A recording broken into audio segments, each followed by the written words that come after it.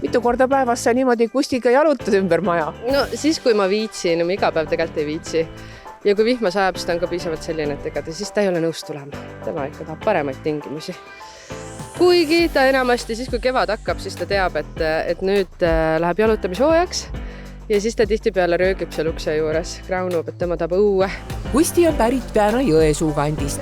Ta tuli mul sõprade majja. Neil oli 3 kassi. Ja siis tuli sinna Kusti, kes oli siuke kassipoeg, no peaaegu selline suureks kasvanud, siuke noor kass. Tuli lihtsalt sinna tuppa, kolis sisse, andis mõista, tema sealt välja ei lähe. Ja kuna neil 3 kassi juba olid, siis nad otsisid omanikku talle. Ja siis mina olin kuskil rääkinud, et ma tegelikult tahaks 1 kassi veel, sest mul Sirje juba on, väga ilusa nimega kass Sirje. Ja siis ma mõtlesin, et mul võiks 1 veel olla, nii et siis sain Kusti ka. Sirjega sa ei jaluta niimoodi? Sirje ei käi väljas. Sirje ma võtsin alguses hoiukodusse. Siuke hästi tilluke, siuke mustvalge. Ta elas mul 3 nädalat diivani sees, vedrude vahel ja siis vahepeal pani käppa maha. Ja siis ma panin talle konservi diivani ette. Ja siis ma istusin seal diivani peal, et ta harjuks minuga. Ja siis ma ükskord nägin, kuidas tuli siuke valge värisev käpp. Tuli, üritas seda konservi võtta. Sai aru, et ei saa. Värisev käpp läks tagasi diivani alla ja siis kostis diivani alt Mau! Ja see oli nii kurb.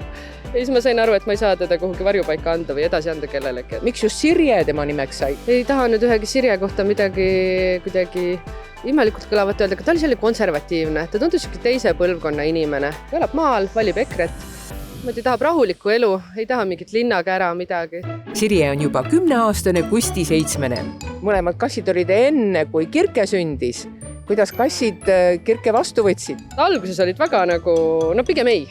Pigem ei. Aga siis, kui nad aru said, et lapsel on pöidlad, ta oskab süüa anda neile, et siis nüüd nad on sõbrad juba. Aga Kusti on ka näitleja. Tegi 1 hooajal kaasa teleseriaalis Padjaklubi. Väga rahulik kass. Nii ta seal istub. Tavaliselt, kui me õues oleme, siis ta lapsega oleme õues või lihtsalt peame siin pikniku. Siis ta istub tavaliselt mitu tundi lihtsalt 1 koha peal. Siis ta valib endale koha, siis ta istub seal ja siis ta mingi hetk hakkab kraunuma, et ta tahab tuppa tagasi. Siis mul sõber hoidis teda mingi 2 nädalat, kui ma reisil olin ja siis sõber ütles, et kassiga jalutamine on maailma kõige igavam asi. Et see ei ole nagu koeraga, et ta lihtsalt seisab 1 koha peal, nuusutab kõik asjad läbi, ega temaga väga ei liigu kuhugi, sööb sul muru. Et see trajektoor tegelikult on nagu päris pisike. Ehkki Kertu on vast eelkõige tuttav Padjaklubist, on ta lavastanud ja dramatiseerinud Draamateatris Mephisto ja pälvinud selle eest riikliku kultuuripreemia ning kirjutanud ja toonud lavale suveetenduse Onu Bella päevik. Mis sul praegu käsil on? No praegu ma üritame 1 stsenaariumit kirjutada. Filmistsenaariumit, mis vaatame, kas see film saab lõpuks rahastust või ei saa. Arendusfaas on praegu. Kirjutame Tartu rahuaegsetest spioonidest. Ja siis Vene teatrisse kirjutan näidendit. Mis teemal see on? Infosõjast.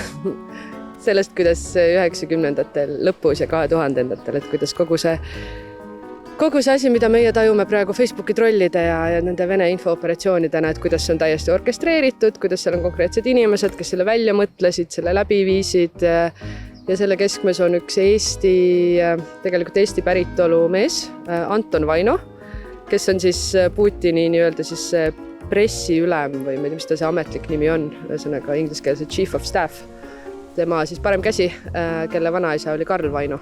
See on nende perekonna lugu sellest, kuidas siis Anton Vaino jõuab Putini paremaks käeks ja siis kuidas ta siis nagu neid infooperatsioone läbi viib.